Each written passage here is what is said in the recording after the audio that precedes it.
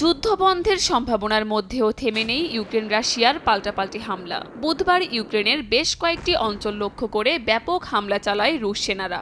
এসব হামলায় হতাহত হয়েছেন বেশ কয়েকজন। স্থল অভিযান চালিয়ে ইউক্রেনের দোনেৎস্ক অঞ্চলে গ্রাম দখলের দাবি করেছে রুশ প্রতিরক্ষা মন্ত্রণালয়। পাল্টা হামলা চালিয়েছে ইউক্রেনীয় সেনারাও।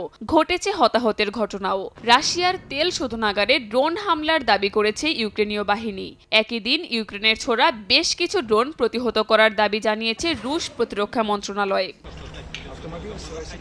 বৃহস্পতিবার তুরস্কের ইস্তাম্বুলে দ্বিতীয় দফায় বৈঠকে বসেছিলেন ওয়াশিংটন ও মস্কোর কূটনীতিকেরা। বৈঠকে নিজ নিজ দূতাবাসের কার্যক্রম সংক্রান্ত বিরোধ নিরসনের উপায় নিয়ে আলোচনা করেন তারা। যুক্তরাষ্ট্র ও রাশিয়ার মধ্যে সম্পর্ক পুনঃস্থাপন ও ইউক্রেন যুদ্ধ বন্ধের প্রথম পদক্ষেপ ছিল এই বৈঠক। এর আগে দুই দেশের মধ্যে সম্প্রীতি ফিরিয়ে আনতে সৌদি আরবে প্রথম দফায় বৈঠকে বসেছিলেন ওয়াশিংটন ও মস্কোর প্রতিনিধিরা।